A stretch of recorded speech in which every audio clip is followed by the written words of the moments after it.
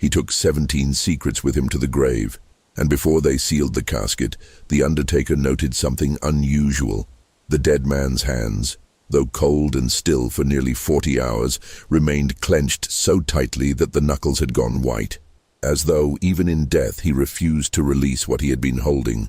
Whatever town or city you're watching from tonight, whether it's past midnight or just barely evening, take a moment before we begin and leave a comment telling us where you are and what time it is. These stories travel better in the dark. The year was 1907. The town of Harwick Falls, nestled in the eastern foothills of the Adirondack Range in upstate New York, was not a place that welcomed scrutiny. It was a mill town, primarily, a functional, self-sustaining community of roughly 4,000 souls who had come to a quiet arrangement with the landscape around them. The river provided, the forest provided, the mill processed both, and the people in turn asked few questions of the world beyond their valley and expected the world beyond their valley to ask few questions of them. It was the kind of place where the same families had occupied the same plots of land for 3 and 4 generations, where the graves in the Lutheran churchyard bore surnames identical to those on the mailboxes along the main road, where the social architecture was as fixed and unmovable as the granite outcroppings that broke through the hillsides every half-mile, grey and permanent and indifferent to change. In the autumn of that year, the maples turned early. That was what people remembered later when they tried to reconstruct events in the way that communities always try to reconstruct events, backward from the catastrophe, searching for omens in the ordinary. The leaves had gone to red and amber by the second week of September, a full 3 weeks ahead of what anyone could recall. The old women who kept kitchen gardens remarked on it over their back fences. The farmers noted it in their journals, and the school children, let out in the afternoons, ran through drifts of fallen color that should not yet have fallen. It was, by all accounts, a beautiful autumn. Later, that beauty would feel like a cruelty. The man at the center of this story was named Edmund Voss. He was 41 years old in September of 1907, a figure of modest but genuine distinction within the community of Harwick Falls. He had been born there, educated at the county schoolhouse, and had gone away at 17 to study civil engineering at the Rensselaer Polytechnic Institute in Troy, a fact which, in a town of 4,000, made him the closest thing to an intellectual that most residents had encountered. He returned at 23 with his certificate and a measured, careful manner that some people read as arrogance and others read as a kind of earned solemnity. He took a position with the county surveying office, married a woman named Clara Brandt, who was the daughter of the mill's bookkeeper, and settled into the middle stratum of Harwick Falls society with what appeared to be genuine contentment. By 1907, he had spent nearly 2 decades establishing himself as a man of precision and reliability. He was the sort of man who could be trusted with measurements, with property lines, with the exact dimensions of things. His work brought him outdoors in most seasons, into the forests and fields surrounding Harwick Falls, into the borderlands where settled territory gave way to wilderness. He knew those borderlands better than almost anyone. He had walked them in all weathers and all seasons. He had mapped them with the care of a man who believed that to name a thing and to fix its position was to understand it. He was also, by most accounts, a quiet man. Not unfriendly, neighbors described him as warm enough in passing, willing to stop and talk, interested in the concerns of others. But there was a reserve to him that people respected without entirely understanding. He kept his interior life private. He did not attend church with any regularity, which in 1907 was mildly scandalous, and which he deflected with a quiet, unapologetic smile whenever it was raised. He read extensively. His personal library was reportedly one of the largest in the county, containing volumes on natural history, philosophy, engineering, and, notably, the emerging field of psychology as it was then being developed in the European universities. He had a subscription to a German scientific journal, which the postmaster found puzzling, and which Clara translated for him with the limited German she had acquired during her schooling. He was, in summary, a man of interior dimensions, a man for whom the visible surface, The surveyor, the husband, the neighbor, was genuine, but not complete. There was something behind the precision, behind the measured manner, that people sensed without being able to articulate. Something that Edmund Voss kept carefully ordered and carefully private. In late September of 1907, he left Harwick Falls to conduct a survey. The assignment was routine, or at least it appeared so. The county had been engaged in a long-running effort to accurately map the northern section of Harwick Township, a vast tract of mixed forest and bogland that stretched approximately 12 miles north of the town proper, and which had, over the preceding decades, been imprecisely documented. The result of surveys conducted at different times, by different methods, under different administrations, producing a patchwork of overlapping and sometimes contradictory records. Edmund had been tasked with reconciling these records, which required direct field work. He would walk the territory, take his own measurements, compare them against the existing records, and produce a unified, authoritative map. He had done work of this kind many times before.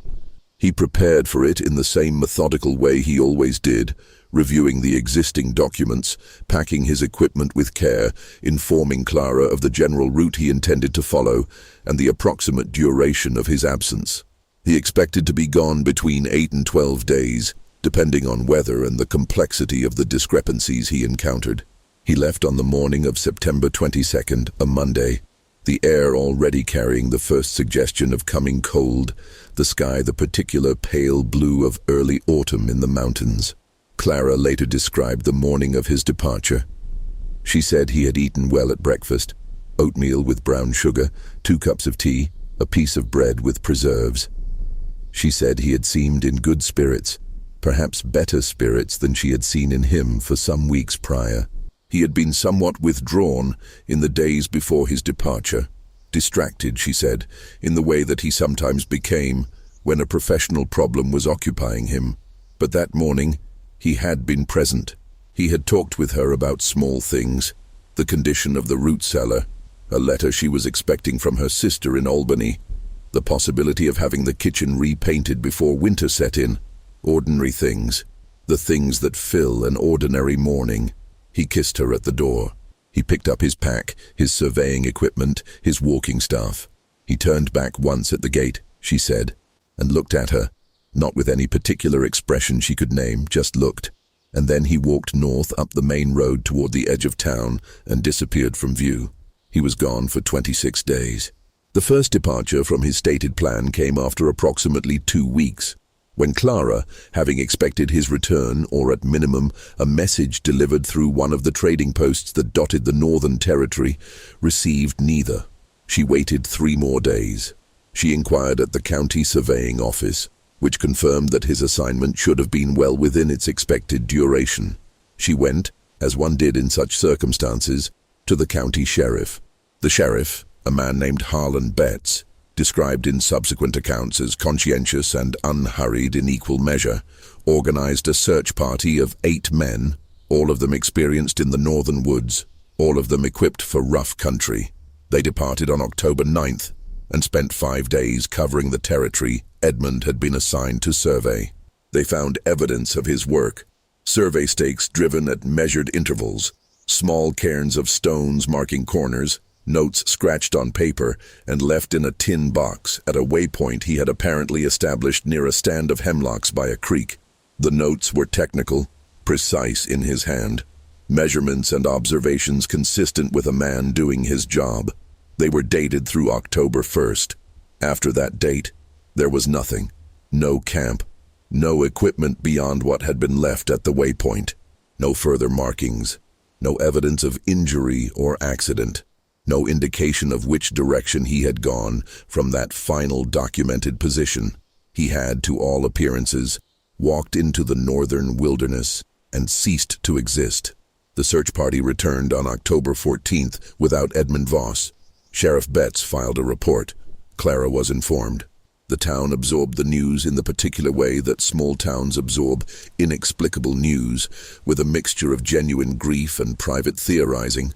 The latter conducted mostly in the backs of conversations, in the pauses between one subject and another. He had left her, some said. He had another life somewhere. Another woman. A desire for escape that the precise and orderly exterior had concealed for years. It was a common enough story, made more compelling by the very conventionality of his life in Harwick Falls. The ones who liked this theory lingered over it with a kind of satisfaction. The surveyor who had spent decades mapping other people's property had finally mapped a route out for himself. Others said the wilderness had taken him, that the Northern Territory was treacherous in ways that even experienced woodsmen underestimated, that the bogs could swallow a man without ceremony, that the cold came fast in those hills once it decided to come. This theory was less satisfying but more respectable, and it was the one Clara adopted publicly, because it at least preserved the integrity of the life they had built together. A small faction, centered primarily around two older men who drank together at the back of Pfeiffer's hardware store, said that there were things in the Northern Territory that the maps didn't account for. They were not specific about what they meant. They were not pressed to be specific. This was 1907, and the borders between the knowable and the unknowable were more porous in public discourse than they would later become. People nodded and moved on. October gave way to November. The cold settled in for good. The search was formally suspended. Edmund Voss was presumed dead, though the county records used the more careful language of missing whereabouts unknown. Clara's sister came from Albany to stay with her. The mill ran its shifts.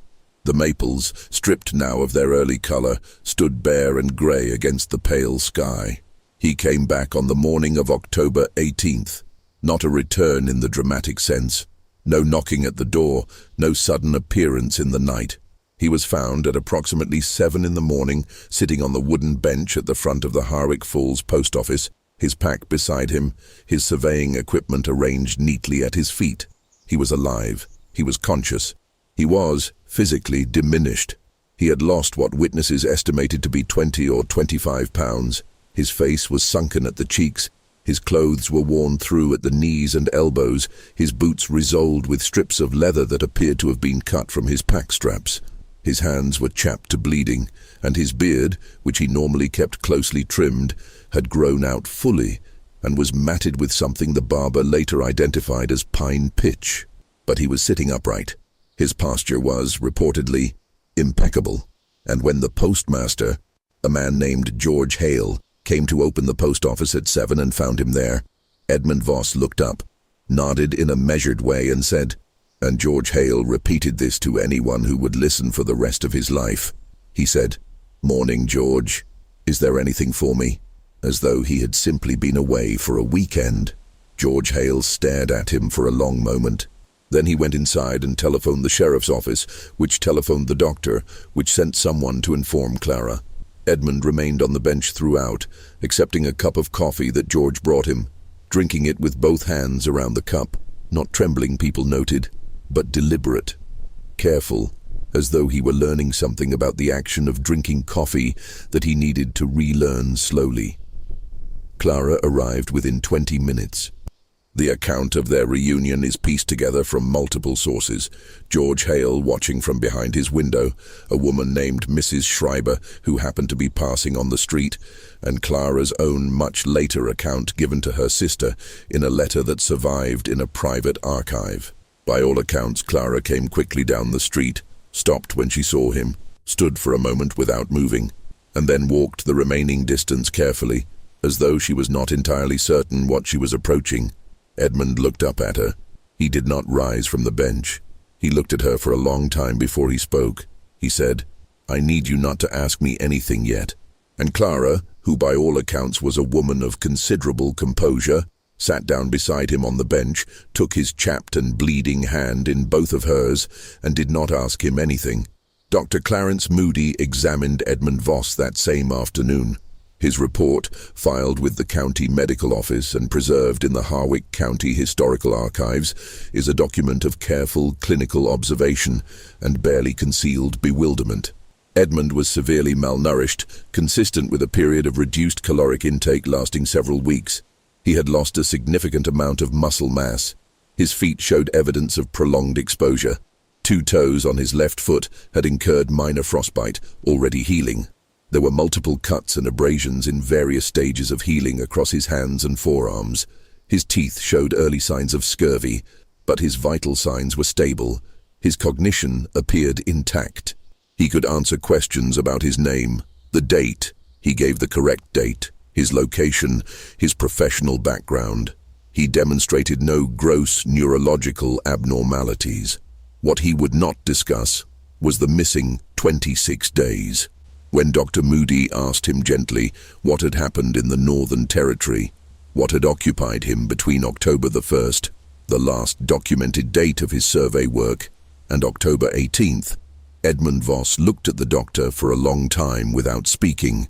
Then he said that he was tired, and that he would rather talk about it when he had rested.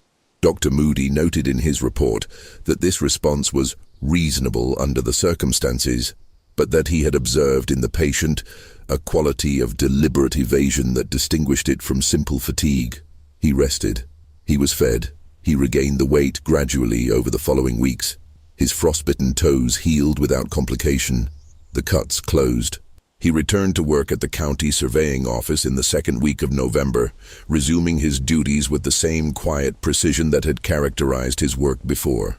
He did not discuss the 26 days, not with Clara, not with Sheriff Betts, who paid 2 formal visits and 1 informal one to inquire after the circumstances of his disappearance, and received each time a response of polite brevity that contained nothing actionable. Not with Dr. Moody, who saw him twice more for follow-up examinations and noted that the patient's physical recovery was complete, but that he had developed a marked disinclination to engage in social conversation of a personal nature, which represents a departure from his previous character as I have known it. Not with his colleagues at the surveying office who, following the unspoken protocols of professional male society in 1907, did not press him on the matter, but who noticed, and who talked among themselves quietly about what they noticed. What they noticed was not easy to categorize. He was the same man, functionally. He did his work with the same rigor. He was polite. He was present. In the physical sense, he paid his bills, he maintained his property. He continued his subscription to the German scientific journal. He ate his meals and slept, or appeared to sleep, in the bed he shared with Clara. But something had changed in the texture of his existence. It was as though a layer of insulation had been added between Edmund Voss and the world he inhabited. A layer thin enough that all the normal transactions of life could still be conducted through it, but thick enough that nothing fully penetrated in either direction. People who spoke with him regularly described a quality of distance that had not been there before. Not coldness, exactly. Not unfriendliness. Something more like the look of a man who is participating in a conversation while simultaneously monitoring something else. Some interior frequency that required a portion of his attention at all times. His wife described it differently. In the letter to her sister that was discovered decades later, Clara wrote that Edmund had come back with the lights on, but the curtains drawn. She wrote that she lived, in the months after his return, in a state of constant peripheral vigilance, always aware of him, always watching from the corner of her eye, always waiting for something she could not name. She wrote that he sometimes woke in the night and went to the kitchen and sat at the table until dawn, and that when she came down in the morning, she would find him sitting with his hands flat on the table, looking at nothing, and that he would look up at her with an expression of, she struggled to find the word, with an expression of apology, as though he knew what he was doing to the household by his silence and was sorry for it, but could not or would not change it. She wrote, in a passage that the archivists who later catalogued the letter found particularly striking, I have decided that there are 17 things I do not know about my husband. I made a list of them once in the night to try to contain them, but listing them only made them larger.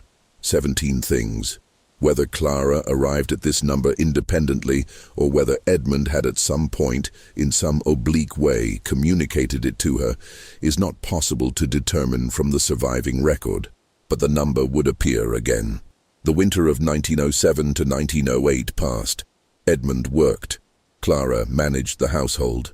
The town of Harwick Falls continued its arrangements with the river and the forest and the mill.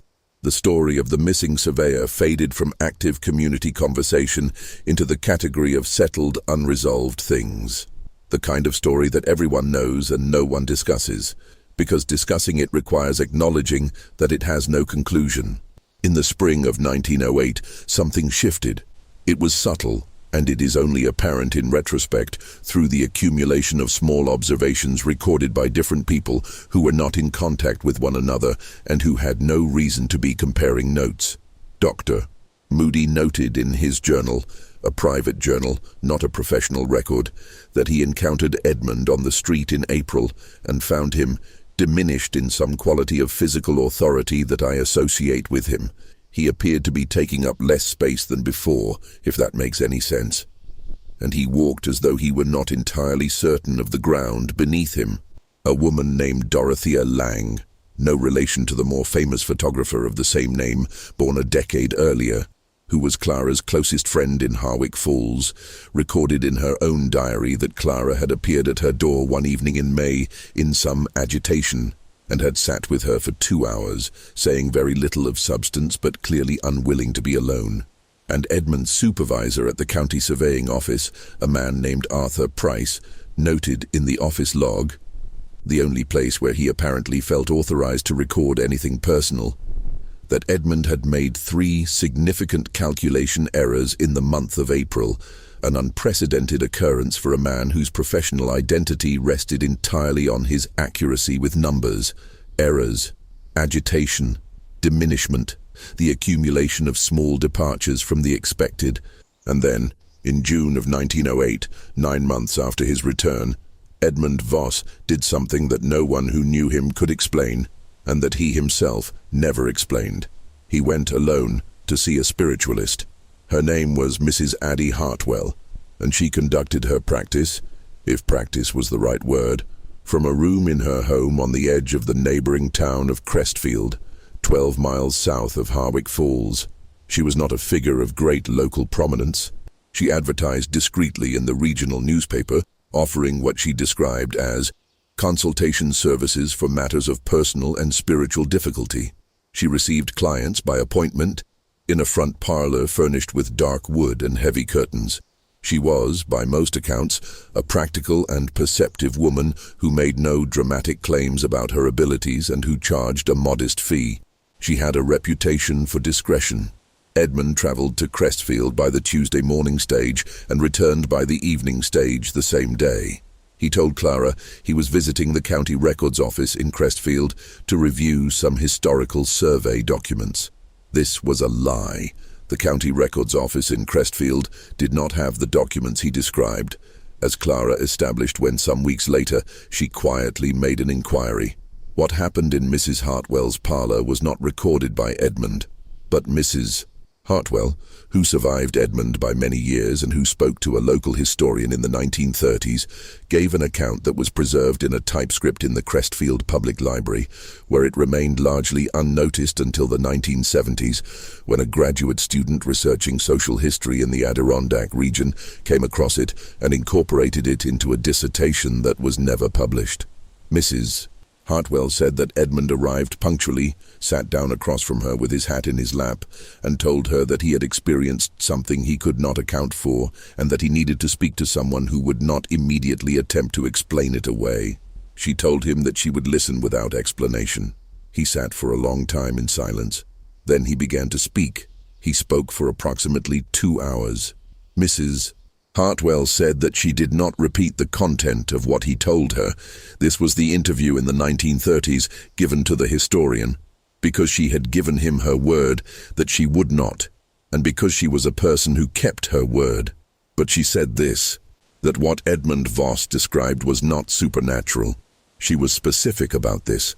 She had been doing her work for many years, she said, and she had become quite good at recognizing when people were telling her about something genuinely outside the ordinary, and when they were telling her about something ordinary that had been rendered extraordinary by circumstances, by isolation, by fear, by the particular vulnerability of the human mind when it is separated from everything familiar.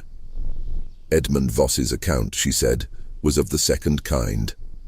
He was not haunted, she told the historian. He was burdened, Those are different things.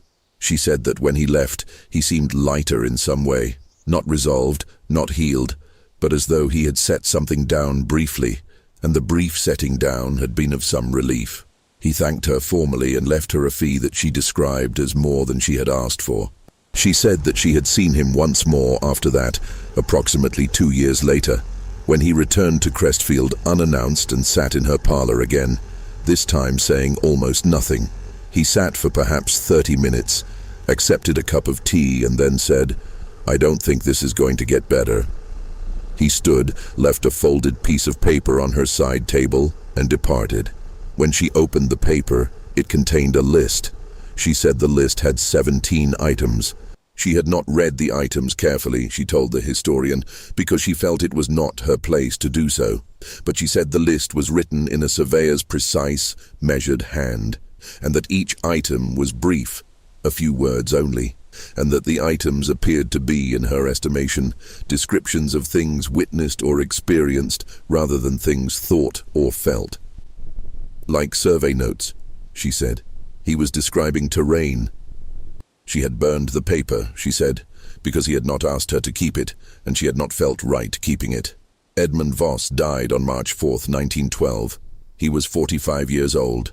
The cause of death was listed as pneumonia, contracted in late February after he had, inexplicably, given the severity of that winter, spent several nights camping in the woods north of Harwick Falls. The nights had been bitterly cold. He had told Clara that he needed to check on some survey markers that he was concerned might have been disturbed by the winter frost. She had not believed him. She had not stopped him. He came back from those last nights in the woods with a deep rattling cough that the doctor recognized immediately as the beginning of something serious. He was put to bed. He declined steadily over 10 days. He did not, in those 10 days, lose consciousness except near the very end. He remained present in his diminished way throughout. He spoke very little. Clara sat with him. She held his hand. Near the end, this is from her letter to her sister, written several weeks after his death, he looked at her with full attention, the quality of attention she said she had not seen from him since before September of 1907. And he said, "I'm sorry I couldn't tell you." She said she told him it was all right, because what else do you say in that moment? And he shook his head slowly and said, "It isn't, but I needed to keep it whole." She asked him what he meant by whole. He closed his eyes. He did not speak again, not coherently. He was buried in the Lutheran churchyard on March 8, 1912, in a plot 2 rows behind the stone that bore his own father's name. The undertaker's notes, preserved because the undertaker's family maintained detailed business records that eventually entered the county historical archive, noted that the deceased's hands were unnaturally contracted at the time of dressing, requiring some effort to arrange in the conventional manner. The hands that would not unclench. He left no journal. This was the first thing that struck those who settled his affairs as anomalous. For a man of his evident interior life, his reading, his evident habit of close observation, the absence of any written personal record, was startling. His professional records were meticulous and complete. His library was intact. His correspondence with the county surveying office and with various professional associations was orderly and preserved. But there was no diary, no personal notebooks, no letters written to anyone other than professional acquaintances. His interior life, whatever it had been, had left no documentary trace, or so it appeared. What was found, eventually, was something considerably stranger than a journal would have been. In 1927, 15 years after Edmund's death, Clara sold the family house and moved to Albany to be near her sister.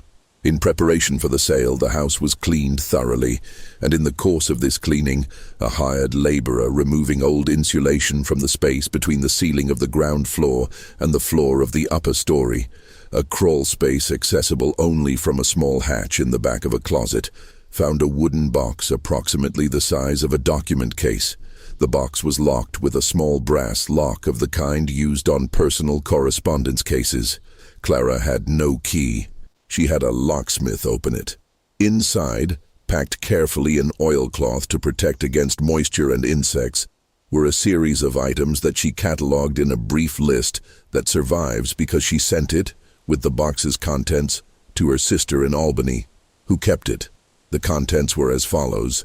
First, 23 pages of handwritten text in Edmund's surveying hand, apparently part of a longer document. The pages were numbered 11 through 33, suggesting that earlier and later pages had either been destroyed or were located elsewhere. The surviving pages appeared to be a factual account of something, written in the same tone as a professional report, without emotional commentary. Clara read them. She did not share their content with her sister. Second, 4 small glass specimen jars of the kind used by naturalists to preserve biological samples. 3 of the jars contained botanical material, plant matter, unidentified, preserved in what appeared to be alcohol. The 4th jar contained soil. Third, a compass, well-worn and of good quality, with a crack across the glass face that appeared to have been repaired at some point with a thin application of sealant. Fourth, a folded piece of paper, not written by Edmund but printed or hand-copied in an unfamiliar hand, containing what appeared to be a partial list of some kind. The list was not complete. It began at number 4 and ended at number 11. The items on the list were, by Clara's description to her sister, not things I can easily describe without more thought, and I find I don't want to give them more thought. Fifth, a photograph, developed on standard photographic paper of the period, depicting the Northern Territory, a section of forest, a particular configuration of trees and rock. Unremarkable except for this: in the lower right corner of the photograph, partially obscured by the edge of the frame, was what appeared to be a figure, small, at some distance from the camera. Whether it was a person, an animal, or a trick of light and shadow was impossible to determine from the photograph's condition. Clara described it to her sister as a shape that might be anything. And sixth, a single sheet of paper folded once, on which Edmund had written in his measured hand a number, just the number centered on the page, with nothing else. 17. Clara sent all of these items to her sister. In her covering letter she wrote, "I have lived for 20 years not knowing what my husband carried back from those woods. I find that I still don't know, but I am beginning to understand that not knowing was, perhaps, the kindest thing." Her sister kept the box. She died in 1941. Her estate passed to a nephew, who had no particular interest in old documents and who eventually donated several boxes of family papers to the Albany County Historical Society in 1955. The donation was logged, catalogued at a summary level, and shelved. It was not examined in any detail until 1971, when the same graduate student who had found Mrs. Hartwell's account in the Crestfield Library, pursuing the same research thread, came across the donation record, requested the box, and opened it. The 23 pages were there. The specimen jars were there, though 2 had broken at some point during storage, and their contents were lost. The compass was there. The partial list was there. The photograph was there. The single page with the number 17 was not there. It had been removed at some unknown point by an unknown person for an unknown reason. The graduate student, whose name was Thomas Ewell, and who was working on a dissertation about psychological trauma and social suppression in rural communities in the early 20th century, spent considerable time with the surviving pages of Edmund's account. He described them in his unpublished dissertation as the most controlled and therefore the most disturbing first-person account I encountered in my research. He wrote that Edmund described specific events, specific observations, specific sequences of action, all in the detached register of professional reporting, and that the cumulative effect of this register, its refusal to emote, its insistence on precision, its total suppression of the personal, was deeply unsettling precisely because of what it withheld. He was also struck by the specimen jars. He had the botanical samples examined by a botanist at the university, who identified the plant material as belonging to species consistent with the Adirondack region, but who noted that one of the samples appeared to contain material from more than one plant, different species, pressed together in a way that suggested they had been collected from the same location. This was unremarkable in itself. What was interesting to the botanist was that one of the species in the mixed sample was not native to the Adirondacks. It was a species typically found considerably further north in subarctic regions of Canada. Its presence in the southern Adirondacks was, the botanist said, botanically possible but highly unusual. As for the soil sample, it was simply soil. Dark, loamy, consistent with the forest floor in the region. No unusual properties were found. The partial list, items 4 through 11 on an apparently longer list, was never decoded. Thomas Ewell reproduced it in his dissertation as best he could, noting that several items had been water damaged and were partially illegible. What could be read was, by his account, deeply ambiguous. Phrases that could be read as descriptions of physical locations, or as notations about something else entirely, or as both simultaneously. He spent several pages of his dissertation analyzing these phrases without arriving at a conclusion. He appeared to find the ambiguity itself significant. The photograph.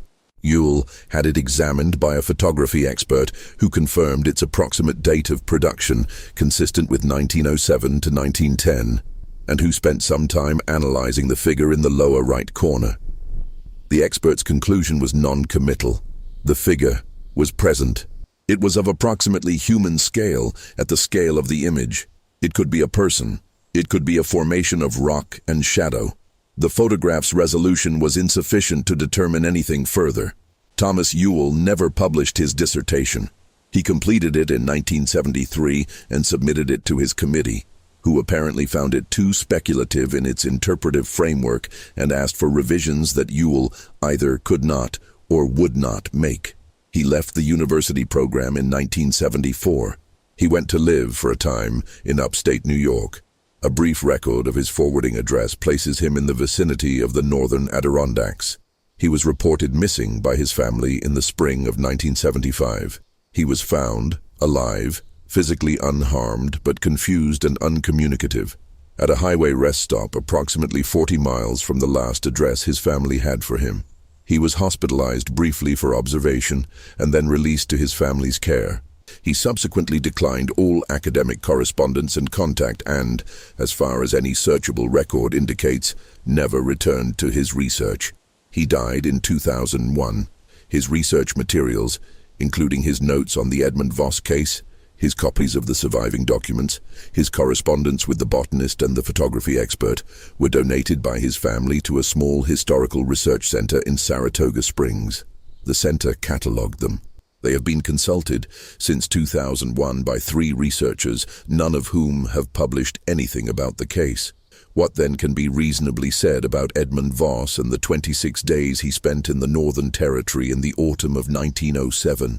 The psychological literature of the period, the literature Edmund himself read, the German journals, the emerging frameworks of men like Breuer and Janet and the young Freud, provides one set of tools for interpretation. The concept of dissociation was being formalized in precisely these years. The idea that a mind under sustained stress could partition itself, sealing certain experiences away from conscious access and from verbal articulation, was gaining scientific credibility and displacing older frameworks that had reached for supernatural explanation. What Edmund Voss exhibited on his return, the physical evidence of prolonged hardship, the cognitive intactness, the profound and sustained inability or refusal to narrate his experience, is consistent, broadly, with what we would today recognize as a significant dissociative response to traumatic experience. But this framework, while offering a language for the shape of his silence, does not fill the silence with content. It tells us something about the architecture of his withholding. It does not tell us what was withheld. The historian who interviewed Mrs. Hartwell in the 1930s, whose name was Edward Prentice, asked her at the end of their conversation what she believed had happened to Edmund Voss in the Northern Territory. She was quiet for a time. Then she said that she believed he had found something. Not in the supernatural sense, she was clear about that, but in the sense that a person sometimes finds something in an extreme circumstance that fundamentally reorganizes their understanding of the world, and that this reorganization is not always survivable in the emotional sense, even when it is survivable in the physical sense. She said she believed Edmund had found something that he could not integrate into his life as he had been living it, and that the 17 items on the list he had shown her were the 17 points at which his previous understanding had broken against something harder and more permanent than itself. She said she thought the saddest part was not that he had kept it secret, but that he had kept it intact. He kept every piece of it, she said. He didn't let himself forget any of it. That was the weight he was carrying, not the secret itself, but his refusal to put any of it down. What was it then that Edmund found in those 26 days?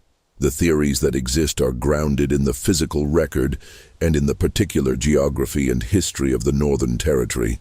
The region had been inhabited, long before European settlement, by indigenous communities who had their own relationship to that landscape and their own understanding of what it contained.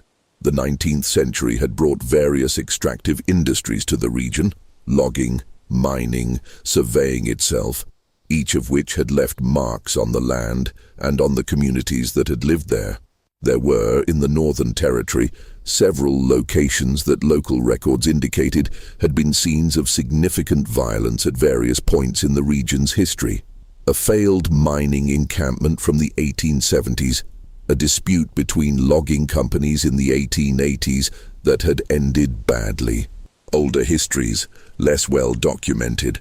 It is not impossible that a man walking alone through that territory, with the particular depth of attention that professional surveying requires, the sustained, close engagement with the physical details of the landscape, might have encountered material evidence of events that had not been officially recorded.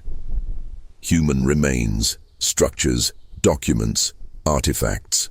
Evidence of things that had happened and been suppressed in the way that things in remote places are sometimes suppressed, not through a formal conspiracy, but through the informal conspiracy of distance and silence and the general human tendency to let the wilderness keep its own secrets. This is one theory. It is consistent with the botanical specimen that did not belong. It is consistent with the quality of Edmund's list. The items described as terrain, as surveyed points in a landscape. It is consistent with the particular kind of silence he maintained. Not the silence of a man who could not speak, but the silence of a man who had decided that what he knew was not something that should be distributed. There is another theory, which is less about discovery and more about endurance. 26 days alone in a wilderness, in deteriorating conditions, in the early cold of an Adirondack autumn. This is an experience of sustained physical and psychological stress that would test any person's stability. The mind, under such conditions, does not maintain its ordinary relationship to reality with perfect fidelity. Perceptions alter. The boundary between interior and exterior becomes less distinct. Things are seen, heard, apprehended, that under ordinary conditions would not be seen or heard or apprehended. Some of these things are real. The heightened alertness of a body under stress genuinely improves sensory perception in some registers. Some of these things are the productions of a mind straining against its limits, generating meaning and pattern in the way that minds do when meaning and pattern become matters of survival. Under this theory, what Edmund found was himself. Under conditions that stripped away everything ordinary and social and structured, he encountered an interior landscape as wild and unmapped as the territory he was supposed to be surveying. And what he found there, the 17 points, the 17 breaks in the map, was something about his own nature, his own history, his own capacity for things that his carefully ordered life had kept below the surface. The secrecy under this reading was not the secrecy of a man protecting external information. It was the secrecy of a man who had looked at himself without the mercy of ordinary life and could not bring what he had seen back into the ordinary without destroying it.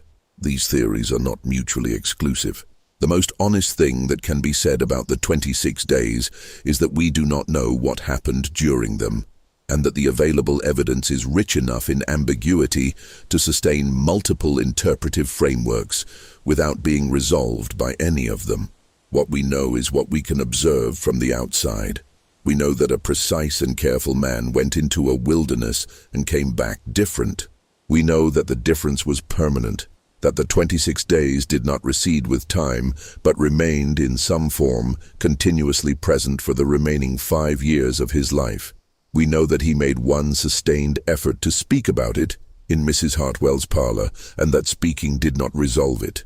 We know that he returned in the winter before his death to the Northern Territory, to sleep in the cold, in the dark, to remain as long as he could in proximity to whatever it was. And we know that he died, 5 years after his return, with his hands clenched around something he had decided to keep. Clara lived until 1938. She spent her final years in Albany, in her sister's house, in a small room that she kept with austere neatness. She did not speak publicly about Edmund after she left Harwick Falls. She did not speak, as far as any record indicates, privately either, except in the letter that has already been cited. She attended church, consistently finally, which she had not done during the years of her marriage, and she tended a small garden. She outlived her sister by 3 years and died in the care of a local nursing institution. She left no will and no estate of significance. On the day of her death, the nursing staff reported that she had been found in the morning in a condition they described as alert but unresponsive, sitting upright in her bed, her hands folded in her lap, her eyes open, looking at something in the middle distance with an expression that the attending nurse noted as not frightened but very still. She died later that afternoon without regaining speech. The people of Harwick Falls, over the decades that followed, largely forgot Edmund Voss. The town itself changed. The mill declined, the population shifted, the particular social architecture of the early 20th century dissolved under the pressure of 2 world wars and the economic transformations that followed them. The Lutheran churchyard still stands, though the church itself was converted to residential use in the 1960s. The stone bearing Edmund's name is there, weathered but legible, in the second row behind his father's stone. The Northern Territory, the 12 miles of mixed forest and bogland where he disappeared and where he returned, years later, to sleep in the winter cold, is now part of a state park. Trails have been cut through parts of it.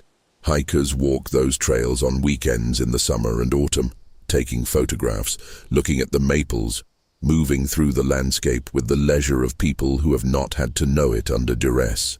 No one, as far as any record shows, has ever found what Edmund Voss found there.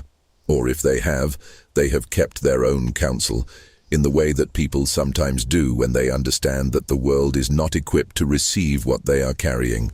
The 17 things remain unknown. Mrs. Hartwell, who was the only person to whom Edmund Voss ever spoke at any length about his experience, was asked, in her interview with the historian Prentice, whether she thought the secret should have been kept, whether Edmund had been right to carry it alone, to refuse to distribute it, to let it die with him in the closed fists of a March morning in 1912. She was quiet for a long time. The historian's transcript notes a pause of nearly a full minute.